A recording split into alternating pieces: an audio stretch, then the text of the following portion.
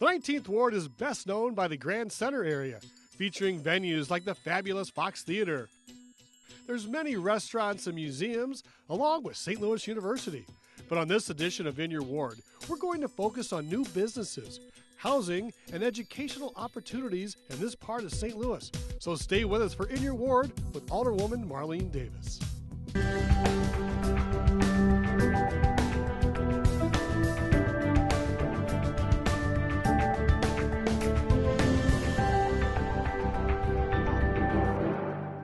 Alderwoman Davis, you're very active with the Board of Aldermen. Can you give us a little background about some of the committees you're on and some of the things you do with the Board of Aldermen?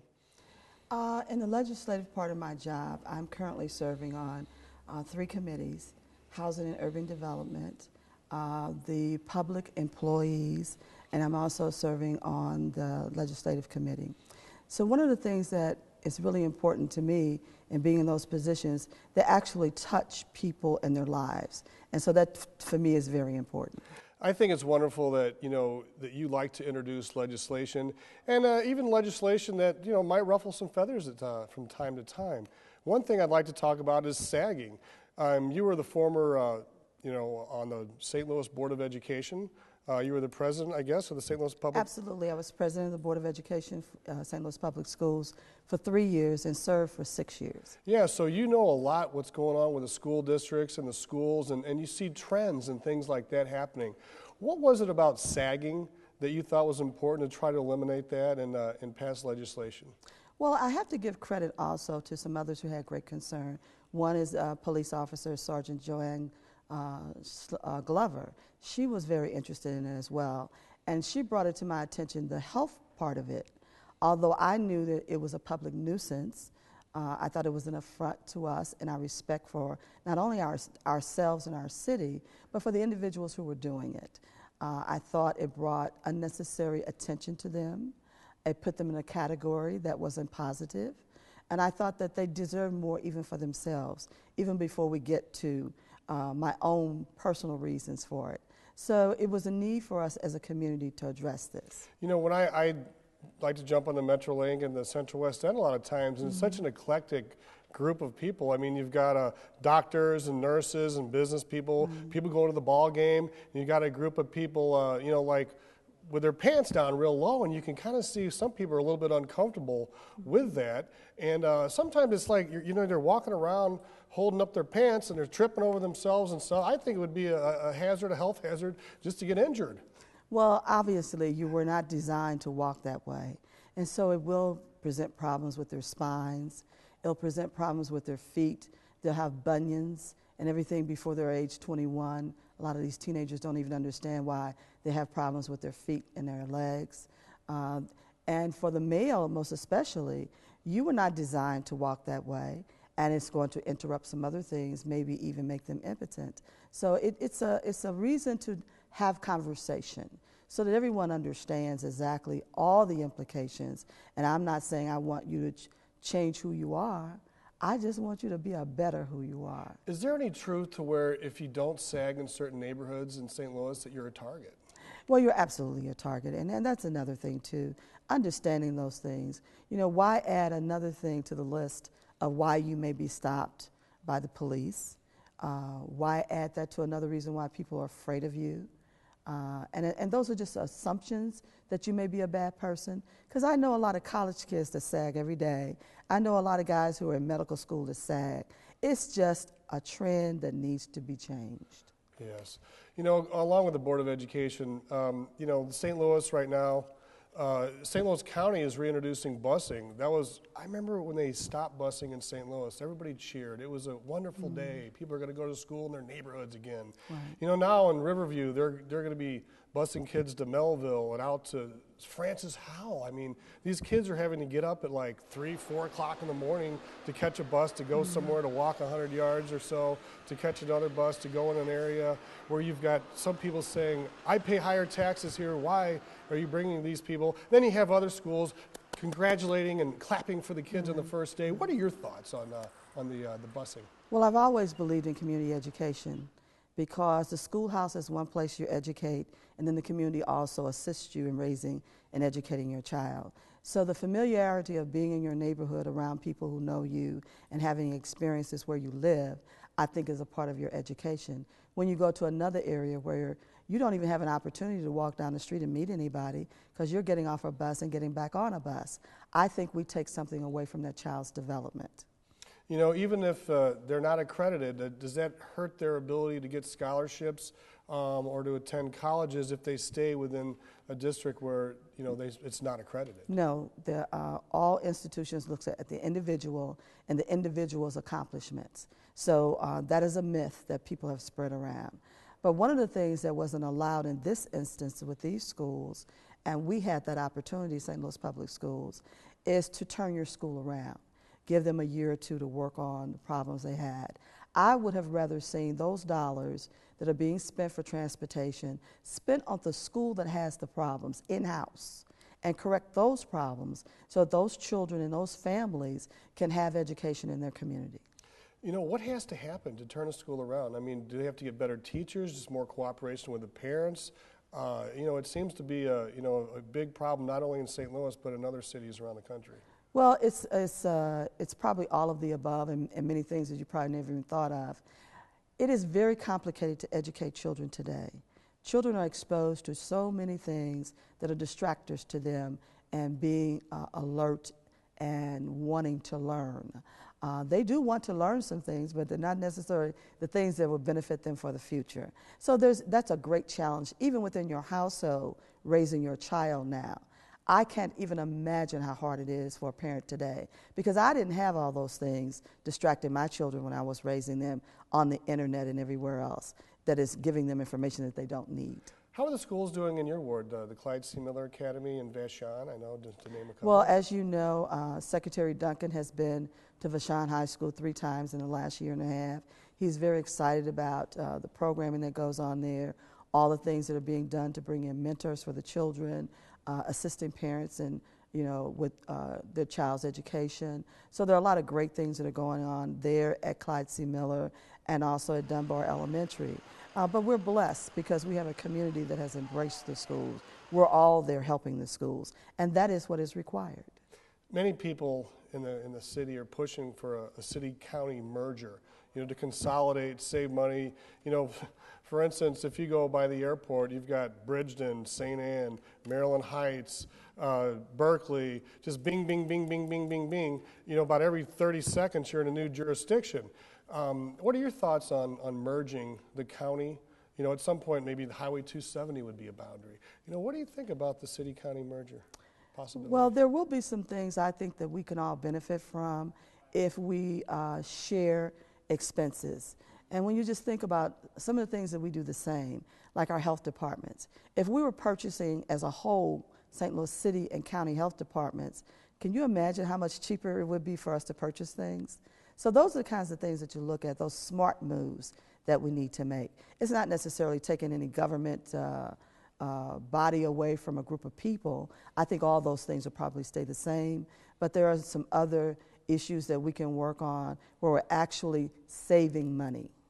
Now you've got some recent legislation going on. Is there anything else you have on the table right now working as far as pushing some bills through the Board of Aldermen? At the moment we don't, but one of the things we're always looking to do is make sure that we assist housing developments, we assist new businesses with any tools that we have that the city can offer. And I'm very excited about all the energy that's going on in the city right now. You've got bits of a lot of different neighborhoods in the 19th Ward. Do you want to maybe touch on some of the different neighborhoods? We're going to be taking a tour here shortly. Well, I actually have 10 neighborhoods. 10. So you share 10? I have 10. Any all in your ward? All in my ward. So I start with near downtown. I'm a part of downtown now. I also have Jeff Vanderloo neighborhood. I have Covenant Blue neighborhood, Grand Center area, where St. Louis University and all those things are located. I have a little bit of Compton Heights, Gate District East, Gate District West, Tiffany neighborhood, and Botanical Heights, and a small portion of Shaw. Wow, so you're covering a lot of ground there. Yes. So how do you do it all? Do you hit all the different neighborhood meetings? Or I know it's kind of hard when you've got 10 different neighborhoods. It's quite a balancing act, I tell you, because all of those areas, as you know, are developing quite well. And so there's always activity going on, new ideas, but it's good, it's healthy. But we do have a lot of people in those areas who are very concerned, volunteer their time, and so it makes it a little bit easier for me. Now, outside of, introducing legislation and going to neighborhood meetings and, doing all you love to do with the Board of Aldermen, what do you do in your spare time? I mean, what are some of the things you like to do when, you have a day, like to yourself? Well, I love live entertainment, and I love all forms of music. So if I can find a band somewhere, I'm sitting there. I love music. I love plays. I enjoy going to theater. And so I find myself sometimes as far away as Edison Theater, or maybe on the south side at the Ivory Theater, or I could just be right there in my neighborhood at the Kransberg Theaters, at the Black Rep, wherever. So I enjoy that. My youngest son is an artist, and he grew up in that genre, and so I'm very familiar with it. And what a great place to live in the 19th Ward with Grand Center right there. Yes. Now, I'm not sure if you're a sports fan or not. Cardinals, Well, I Blues. absolutely love all my sports. I don't have a chance to follow like I used to, but it was exciting. I was talking to a student the other day, and she said, I got to go to my hockey game. She said, I play field hockey. I had not heard that in a while because it's not really done in the city of St. Louis that much. I played field hockey in high school. So I think that it's nice to see that some things are coming back. And we need one of everything because all our young people have different tastes. The St. Louis Rams are a hot topic right now, with possibly leaving St. Louis. What do you think? The Rams want a new stadium, what are your thoughts on trying to keep the Rams here, and what would it take? Well, right now, the numbers that we've seen, the city cannot afford it. And we cannot afford to put it on the backs of the citizens here. We can't raise taxes. We can't do any of those things. So somehow, the owners will have to figure it out. We've done all we can do. But I love the Rams. It would be great to have them, but it's a difficult issue. Do you think they could take a chapter from the Cardinals? Because the Cardinals basically pretty much put up most of the money for their own stadium. Now they own, I don't know what they own around, but they got the concessions and everything. Wouldn't it be better if they bought their own stadium? Because Stan Kroenke has so much money, he could do it. Then they could do whatever they want. Well, one thing we do know that this Board of Aldermen stood its ground on the Ballpark Village project. They went away. They came back a couple of years later. They figured it out. The owners took the responsibility. We applaud them. All right. Well, I'm excited to now take a journey through the 19th Ward with Alderwoman Marlene Davis.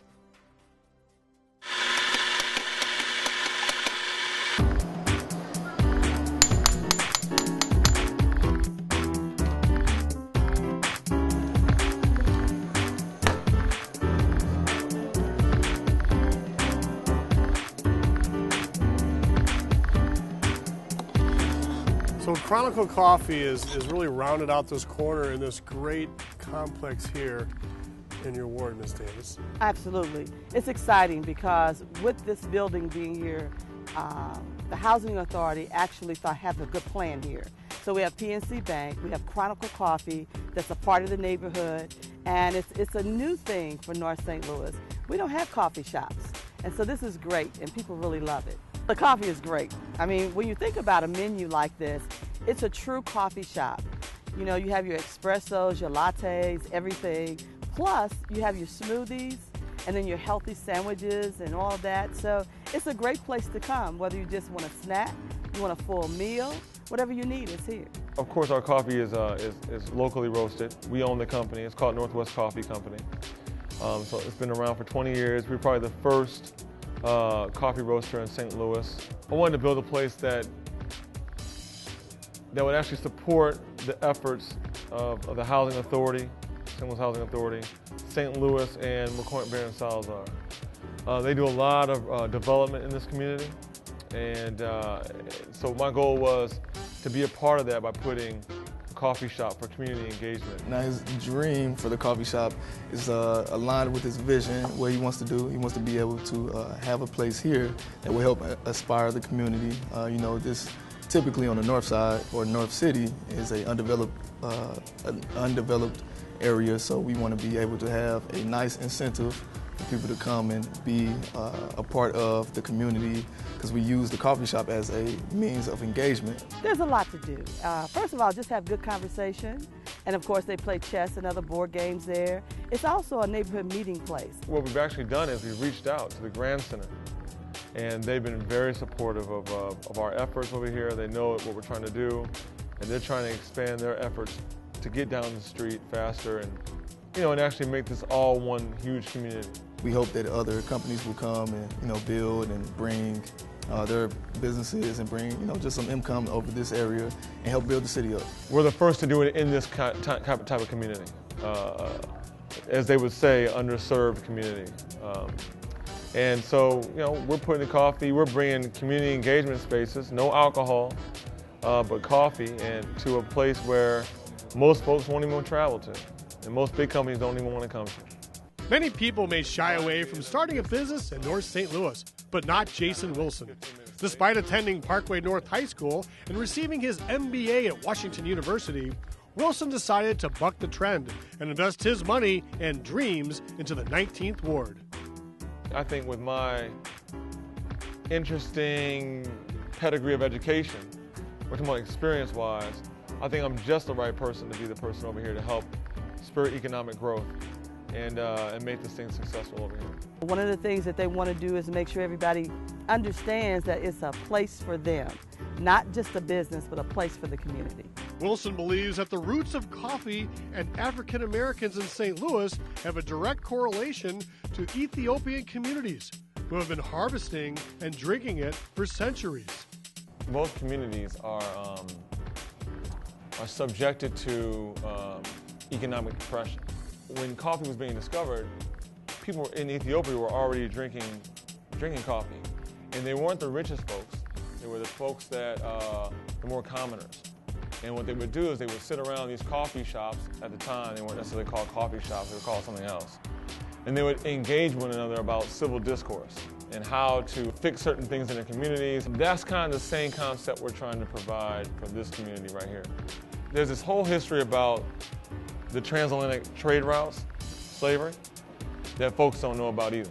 And so we think that, we have the biggest population of slaves that came here to America, when in actuality, the biggest amount of slaves went to South America. Along with the commodities like coffee and spices came the labor, which was a commodity also.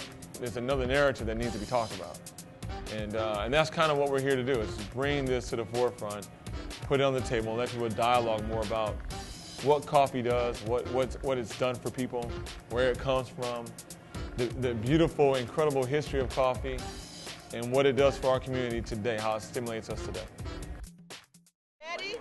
1, 2, 3.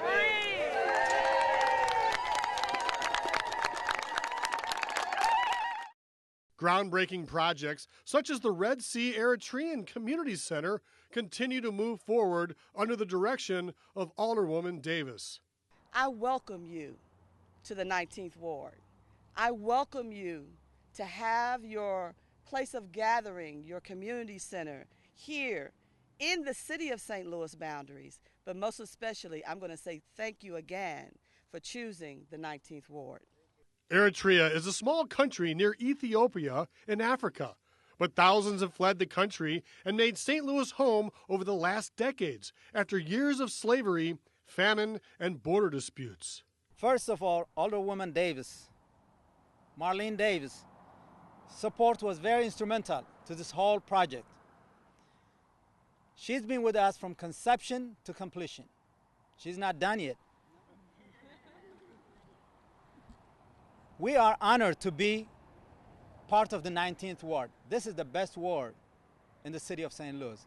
And so on behalf of the city of St. Louis and the opportunity that I had out of my budget, I would like to present to you $225,000 towards the project.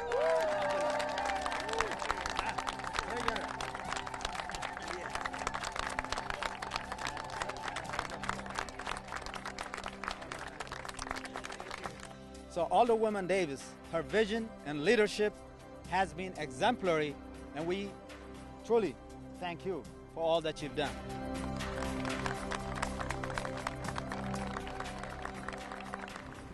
And Alderwoman Davis, right here in the 19th Ward, just off of Grand here, you've got a community college, and it's so exciting to have higher educational opportunities here in the 19th Ward. I totally agree. One of the things that I love about my ward is I have exceptional levels of education from preschool on, and it's just great to have it here. And not only do we have public schools, we have private schools, we have Cardinal Ritter, we have a charter school on Grand, we have the community college, we have the fabulous St. Louis University here, and so we have every level of education here. We have Clyde Miller, which is a vocational high school. So whatever type of education you're looking for, it's available right here in this ward. Alderwoman Davis is a former member of the St. Louis Board of Education and has some ideas about how to get kids interested in school. As soon as they understand yes and no, I'm ready to teach you. I'm ready to teach you how to read simple things, learn a few letters, learn a few numbers, understand a lot of things. So preschool is extremely important. And because we have so many opportunities in the city of St. Louis, including the public schools, where it is free, there is no excuse for a parent not getting their child in preschool experience. Increased and available education is at the forefront of Alderwoman Davis's vision for the 19th Ward.